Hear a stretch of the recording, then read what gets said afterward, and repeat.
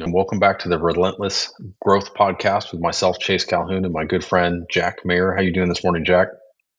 Doing great. Today we've got an interesting topic for everybody. It may sound a little bit boring off the top, but I think it's important. But we're going to talk a little bit about insurance and asset protection, especially in the commercial, or not commercial, but the construction industry and in real estate investing. But before we dive into that, why don't we start like we always do with maybe an update and a win in your neck of the woods? What's new with you? Yeah, absolutely. So again, Jack Maher, John Maher Builders, we're in Spring Hill, Tennessee, about 30 minutes south of Nashville. We build new construction, single family, multifamily, have an HVAC business and a couple other odds and ends, property management. So my win and update is kind of the same thing. We're about a week away from property management takeover on 600 or 700 units. And so we think we're kind of ready. I'm sure we're going to figure out we're not. But it's going to be a fun experience for us here to fully take over property management, and so it's an exciting time. It gives us a huge measure of control that we feel like we didn't have before, and so we're really excited about that. And honestly, I think everybody's really excited. I think anybody who's been in business can relate to counterintuitively when there's a lot of problems. Man, sometimes it's really fun. Like we all know going into this, like the first couple of weeks, we're probably going to encounter something every day that we didn't think about, probably multiple things. And it's probably going to be, a little bit of our hair on fire every day. But, every once in a while, that stuff is really fun. And so I think the whole team's ready to dive in, ready to solve whatever problem. And we're just kind of excited to get that transition done and be able to really dive in and improve, hopefully all of our properties and all of our tenants experience. So that's our win for now. Cool. Well, I'll do a related one just because I think it's fresh. But so we do in house. We have a internal and third party property management company. So again, I'm Chase Calhoun. I'm based out of Central Arkansas, but I own and operate Apex Professional Construction, which is a construction company, but also Chase Calhoun Real Estate, which is engaged mainly in property management. And so one thing we've been seeing lately is just the improvements on our property management side. We finally have been seeing some traction with leasing and occupancy, and then just us getting, I think, better. So one thing I would say for you is it's like sometimes it's easy for me to be like, man, we're having all these little issues that we're having to constantly be trying to fix or come up with better ways of doing things. But then like when I look back at where we were at last year, like I look at like how much we've improved over the last year, like it's absolutely insane. It's hard to even like explain how much better we've gotten just over the last year. And so I'm sure it's gonna be like that with you guys. Like it's gonna be a lot of firefighting probably right out of the gate, and there's gonna be a lot of like, oh, I didn't realize there was all this other stuff that we had to worry about. But then like a year from now, you're gonna look back and be like, oh man, we've just from this last year, we've got so much better, and everything's going so much, so much better now. So I would say because of that, it's very exciting. But it will be probably a little bit of fires out of the gate, I'm sure. Who knows what? Absolutely. Cool. Well, let's go ahead and jump into it. This is kind of like, I guess maybe not the most exciting topic. Like everyone wants to hear about the new like trick to get rich in real estate investing that doesn't really actually exist. But This is a trick to help stay rich if you're there. yeah, yeah. So we're gonna talk about asset protection and then also like insurance. I think a lot of people get hung up on the asset protection, like on the business LLC side of things. Like I'll get a lot of questions about like, do I need an LLC to start real estate investing, or do I need an LLC to start a construction company? And like the answer is yes, but maybe not even necessarily right away, but definitely at some point along the road. So maybe we can dive in a little bit about how we structure our stuff. But then the other thing is insurance. And so I've got a weird kind of background in that I spent a decent amount of time working in the commercial insurance industry before I got into this, specifically around workers' comp and general liability insurance. And so, like, I tell people sometimes I know more about it even than some of the insurance agents. Even then, I got sued for a frivolous workers' comp claim, a couple years ago, like it fully understanding that I was taking on more risk than I probably should have, but I was trying to save money by not having to pay for super expensive workers' comp. And so that whole thing is it gets a little bit confusing, even for experienced business owners. But again, like if you not properly insured and you get sued, even if it's frivolous or like somebody's lying, it can still end up costing you a lot of money. So I think it's important. Yeah, and I would just say I think we've all seen insurance costs, especially over the last couple of years, skyrocket. Especially in the multifamily world, but across the board. And so it's important to know your coverage, know what you need to be covered for, but also know what you definitely can't ever sacrifice on. I think sometimes the tendency when costs go way up is, well, let's bare bones it. Like, what's the least amount of policy we can do that's going to save us the most money? And some of those things you cut may be able to be cut, but some of those may be pretty essential to protecting you and yourself. And so it doesn't need to be something you're an expert on, but you at least need to know enough about it to where you can make sure you can have a conversation and keep yourself protected. Yeah. I think maybe we can start a little bit with just some simple like LLC versus sole proprietor type stuff, and then we can talk a little bit about insurance. People ask me all the time, like, "Hey, if I'm going to start investing in real estate, do I need an LLC?" And a lot of times, I'll say like, yeah, like it doesn't hurt. Like it'll be helpful later if you have one. I'm a big proponent though of like if you're going to start a business or you're going to start real estate investing or you're going to start anything, like just start. I think people's tendency, like early on, they want to start a business, but they want to like, I'm not saying it's wasting, but it is, a little, in my opinion, it's a little bit of a waste of time. To waste a bunch of time, like trying to do the LLC and get the bank accounts and spend the money on the logo. And like, it's just like none of that stuff really matters that much. Like, I think you're just better off getting started and like proving concept, making some money, and then you can always sort that stuff out later. Now, I will say personally, that's what I did. And then I waited way too long to sort that stuff out. And so I've spent the last like 2 or 3 years trying to like really like separate and organize everything and establish, separate companies and accounting, tracking good accounting principles and all that kind of stuff. And so like, don't wait too long. But I would definitely say just get started and then worry about this stuff later. But when you're ready, like just a simple sole member LLC is like a good place to start, whether it's a construction company or for your real estate portfolio or whatever. I don't think you have to get over the top crazy with it out of the gate. I think I would have the exact same view. And then the other thing I would say that I see when I talk to people is when they get to the point and they start an LLC, they just think they're protected and they're going to be protected forever. Yeah. And if you don't manage the back end right, if you don't manage the financials right, if you don't keep your personal life and that LLC separate, it's like you don't even have one. And so it's an important step in protection. But really, starting an LLC, all that fun stuff is by far the easiest part of that. It's something you have to maintain. You have to maintain the division of how you hold money, where you hold money, all those things. Like it's really easy for that LLC to become just a name on a sheet of paper. And so I feel like enough people don't talk about that. They talk about, some people suggest owning every single property in a different LLC. And, I would say that's overkill and a paperwork nightmare, but at the same thing, if you don't maintain the financials right, and if you don't track everything in the right way, that LLC isn't worth anything. And so you really have to dive into how do I keep that? An LLC certainly provides you a ton of protection, but only if you do your job to maintain it.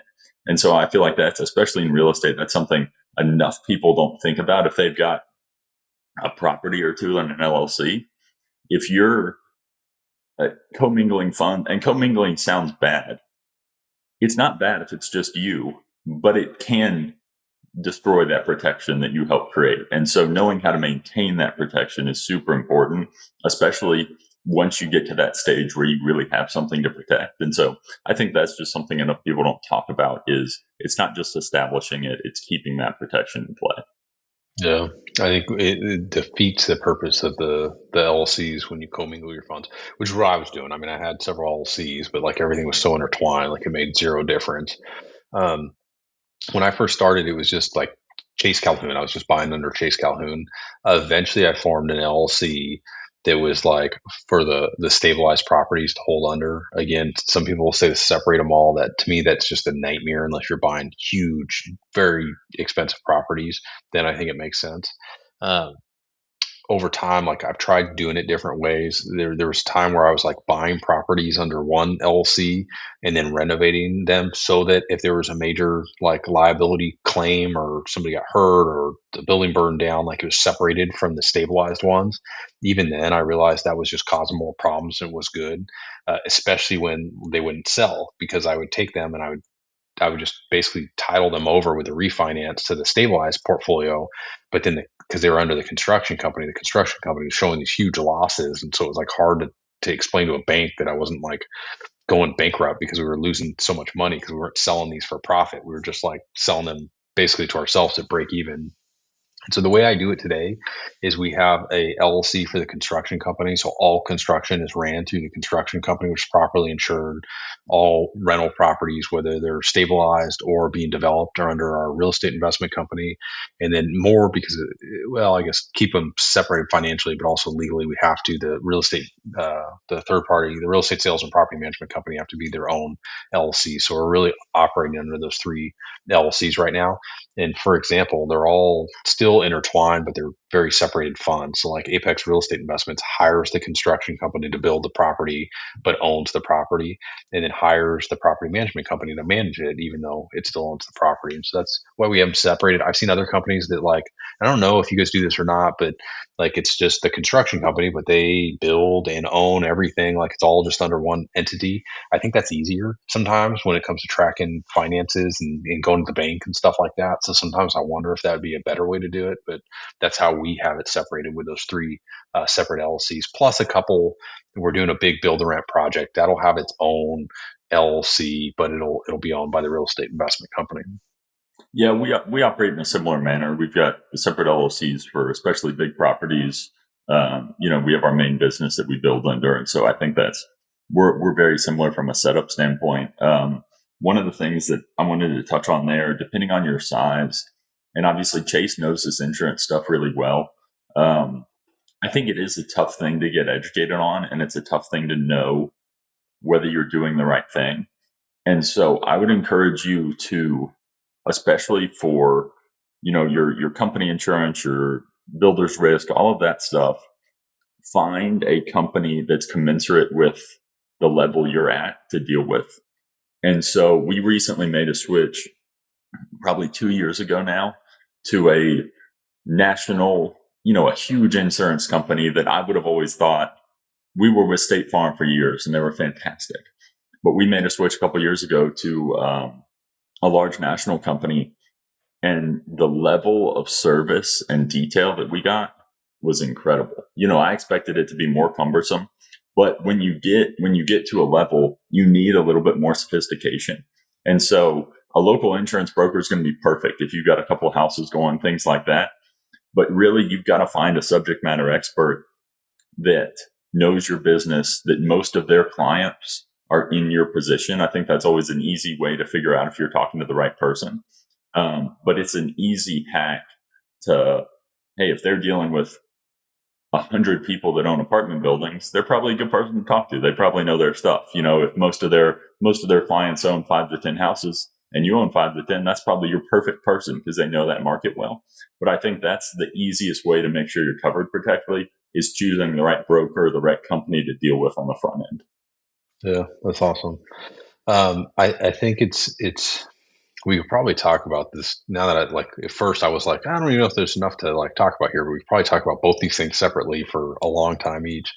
But when you're talking about like liability or asset protection plus like liability, I think the thing I like to tell people is I worry less about like the LLCs and the this. It's are we properly insured, and then are we doing everything like through the lens of like we're trying to do stuff more morally correct and ethically correct, mistakes are going to happen and stuff's going to happen that's out of our control.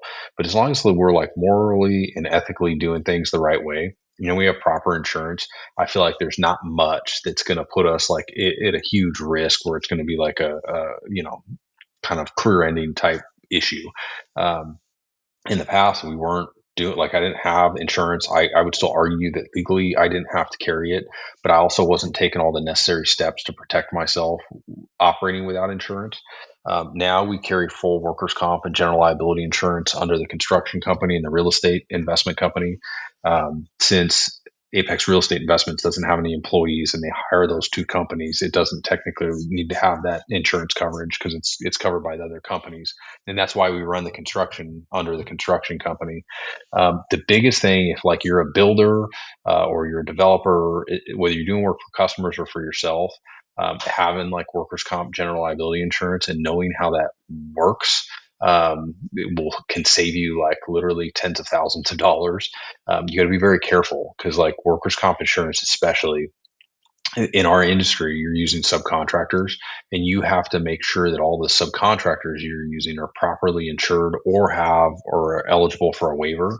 Otherwise, what can happen is you sign up for the insurance, and maybe they're like, oh, your premium's only going to be $1,200 a year. That's the basis, like entry level premium for a new builder. And then at the end of the year, the actual insurance costs are based on a year end audit. Sometimes they're self audits, sometimes they're physical audits where somebody comes into your office and sits down and goes through all your paperwork. But it's only $1,200 if you use all fully insured subcontractors. And so where people get themselves into a ton of trouble, and I've seen like experienced builders not realize this, is they use uninsured subcontractors, sometimes unbeknownst to them, sometimes knowingly, sometimes they had a certificate of non-coverage when they should have had insurance, but that can get very expensive very quickly because then the insurance company will take the total amount paid to them and treat them like as if they were an employee. And so if you paid and I've seen this like personally happen before, where for example, a builder paid a framing subcontractor like $500,000 for the year, and then found out they weren't properly insured, so they had to pay workers' comp insurance as if they had a $500,000 worth of payroll for the year for home framing. And so that can be very, very expensive. So I guess just be aware of it. I think finding the insurance agents that are experienced and understand this stuff, because they can really provide you, and they should provide you a lot of guidance. I mean, if I'm going to go out and buy workers' comp and GL insurance through a broker, like they better understand this stuff at least a little bit and be able to give me some advice. Otherwise, just going to like a State Farm agent or a farmer's insurance agent may not be the best bet. Yeah, I think that's a great point. And I think the other thing, it's much like an LLC, and the fact that requiring it on the front end is huge. But if you're using a sub for multiple years, you have to make sure that stuff stays updated, because it could expire in 2 months, it could expire in 6 months, they could stop paying in 3 months, and you'll get an alert, but you really need somebody, whether it's yourself or somebody else, following up. Our process is we require general liability, workers' comp for every single sub we use. And then if that expires or drops, we do not pay them until they get it filled back out. And so it's a way to protect ourselves, but it requires a lot of due diligence. And if you're like Chase and I, and I think we like more the physical construction side, sometimes it's easy to overlook that stuff and just say, well, they had it on the front end, I'm sure it's going to be fine, I'm sure they renewed that. But and a lot of times I don't think subcontractors do it maliciously. It's not the paperwork and maintaining that stuff, that's not their favorite thing to do either. Yeah. But so a lot of times it's not them being malicious or trying to hurt you or trying to skirt something. It's just they don't want to deal with that stuff either. And so you've got to stay on top of it, because if you're dealing with any amount of subcontractors, every month somebody's stuff is expiring, and you've got to make sure that it's back up to date before you can pay them. And generally, the other thing I would say, and there are certainly exceptions to this rule, but if you're dealing with good subcontractors, they're going to be a lot more used to this process. And so sometimes it's a weed out process. There are certainly times where great subcontractors don't have this stuff and they've managed to make a living for a huge number of years. But a lot of times the really quality guys, the guys that have been doing this for a long time, that work for multiple people, they're used to jumping through these hoops. And so sometimes it's a really good weed out process on the front end where, if it takes you 8 weeks for somebody to be able to provide paperwork on the front end to do a simple job for you, they may not be the right person to scale with you over time. And so just a couple things about that process that are really critical to keeping yourself protected. Yeah, I think it's probably a much bigger problem like early on, like when I was doing a lot of remodel work. This is like almost like doesn't exist in that world. And so that's actually where I was sued for a frivolous workers' comp claim several years ago, where we were doing remodels on properties that we owned.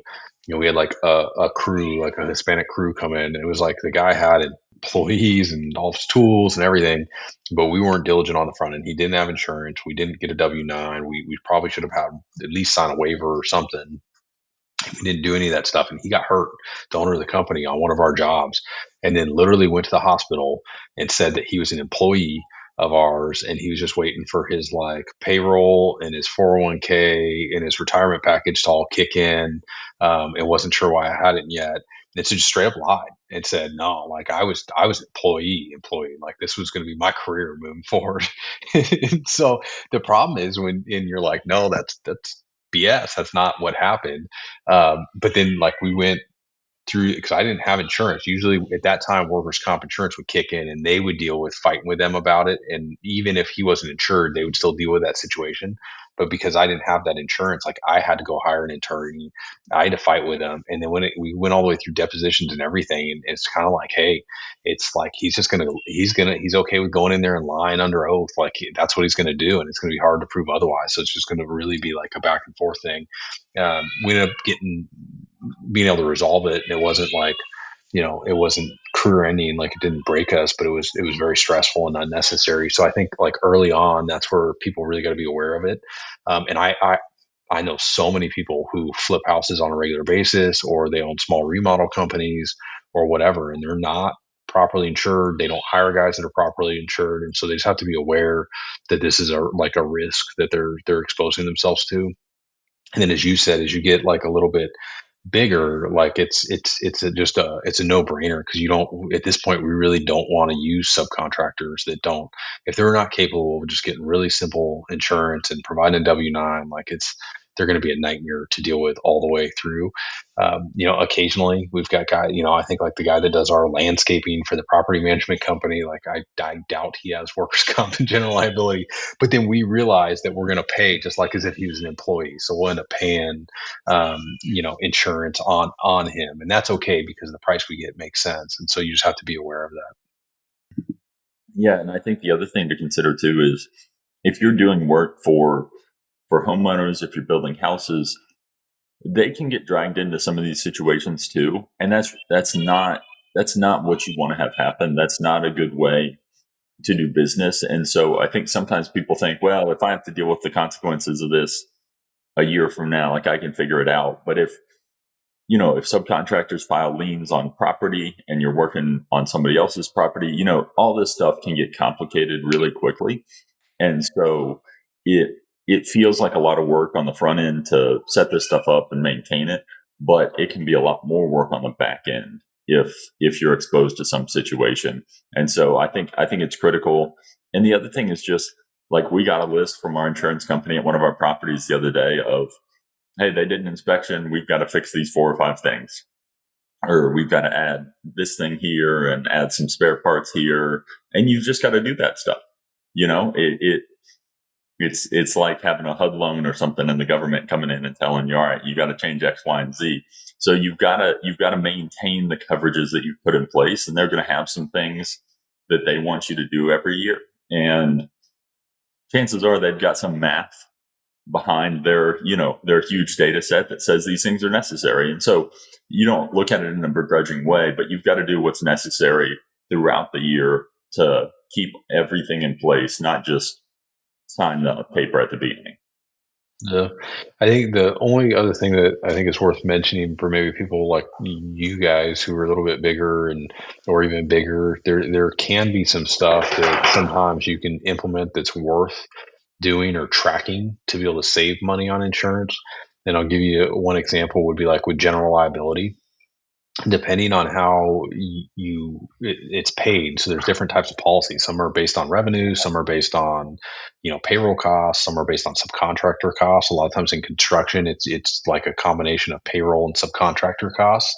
One thing you see though, is with like some of our subcontractors, like it's trying to cover liability from guys being there doing work, right?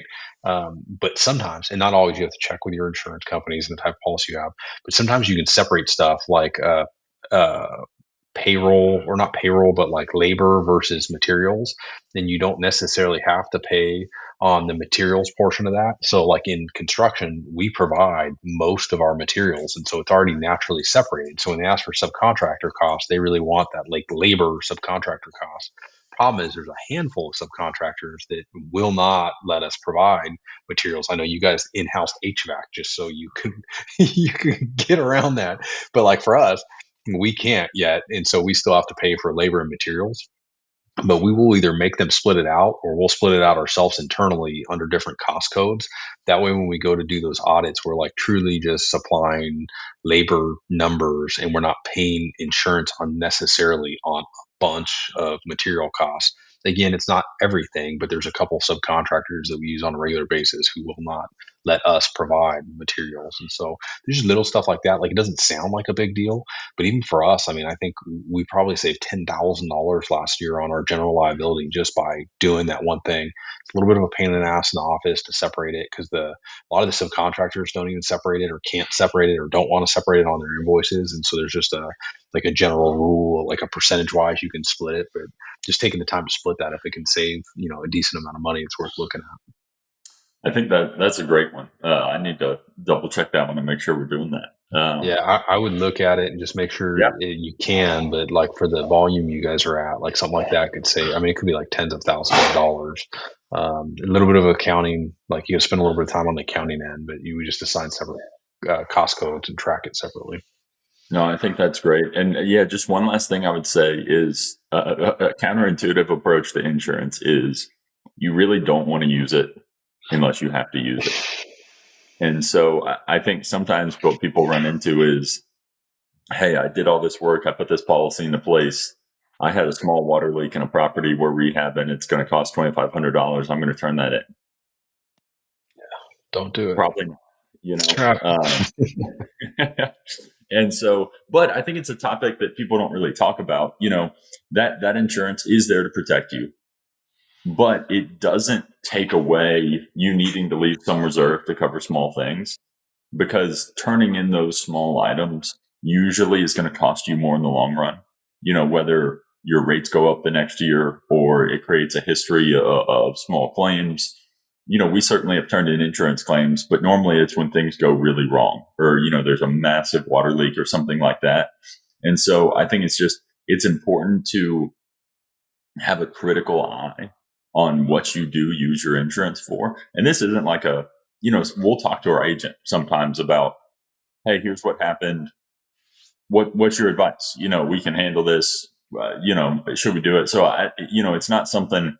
It's not a taboo topic, but I do think it's not talked about enough. Of you don't want to use it unless you really have to, because generally it's going to have an effect one way or another. You're going to end up paying for it in some cases if you turn in a bunch of claims. And so I think it's just something you've got to have a really critical eye on, and not just say, hey, man, I paid for this policy. I'm going to use every bit of it I can. That's going to be great for that year, but it's going to create a history and a track record that's going to follow you as well.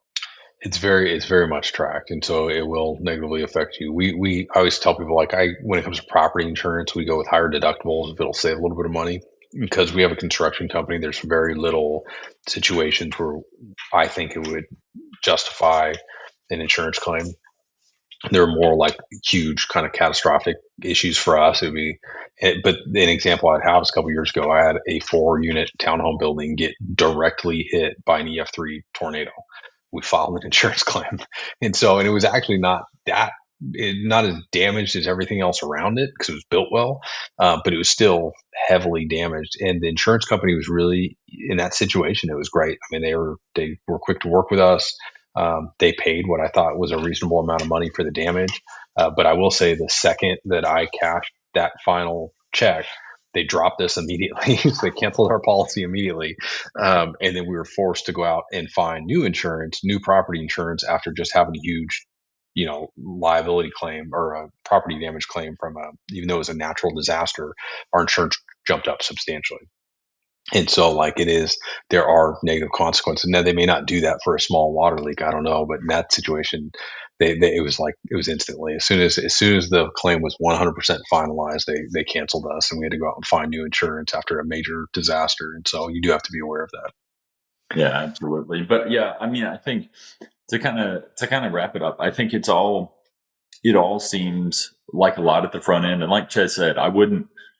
If you're thinking about flipping a house on the weekends and you're just getting started, I don't know that you need to spend 80 hours putting in place the best liability protection policy in the world. But you do need to do it as you scale, and you need to make sure you're protected, because it's relatively easy for the profits from a flip to get wiped out by whether it's a workers' comp claim or, whatever it is. And so it's something that you've got to keep front of mind as you grow.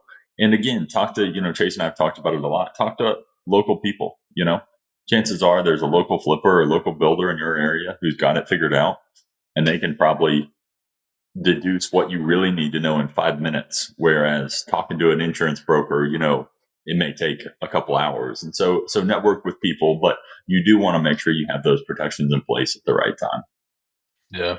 Yeah. I think the biggest thing is just knowing that, like you said, at some point it doesn't make sense to do it like when you're first getting started, but as you're building an actual business, it's important to have it. And just when it comes time to have it, especially like workers' comp and general liability insurance, make sure you understand how you're going to get billed for it and what could end up costing you more money. Your insurance agent should have enough experience to be able to explain that to you. And if not, another great option is ask them for maybe referrals to bookkeepers. It's about the same time. You should probably have a bookkeeper helping you with your books anyways. But find a bookkeeper who has a lot of experience also working with similar companies around that workers' comp and general liability stuff, because a lot of times they're the ones dealing with the audits, and so they understand it more so than the insurance agents themselves. And just try to find somebody who's really understands it, can help you with it, so that what you don't want to do is buy that $1,400 policy and then end up having it cost you $14,000 at the end of the year unexpectedly. And so you got to understand, how and when you're going to be billed for stuff on it. One last bonus tidbit I'll add in is make sure you understand in your jurisdiction when people need to have a contractor's license. This is something that I've seen people hit with, at least in our area, beneath a $25,000 job. It's not necessarily required, and then there's layers beyond that. But I've known an electrician who was on a multi-$100,000 job, and one of the other subs who was doing great work. There was nothing wrong with him, but his contractor's license only allowed him to do work up to $25,000, and he was doing $300,000 on this job. And so it's another aspect of it that I kind of forgot about until I was thinking through it. But just make sure you understand what those things are, because again, it's another point of protection where you may or may not be protected. And again, you're getting into big jobs at that point, but it's something important to think about. And every state, every county, every city is a little different sometimes and stuff like that. So it's a really important thing to think about as well, beyond, workers' comp and general liability. And they do check. I got my contractor's license because I had pulled a big building permit. I own the property. I was allowed to do that legally in Arkansas. But the state licensing, contractor's licensing, investigator, just goes to the city and pulls all building permits to make sure that the contractors pulling the permits are properly licensed. And so they do look. And so it is important. All right, guys, I think that's going to wrap it up. If you have any questions, feel free to leave them in the comments. And again, if you can please, rate or share the podcast, and helps get it out there. And we really appreciate it. Thanks. Thanks, guys.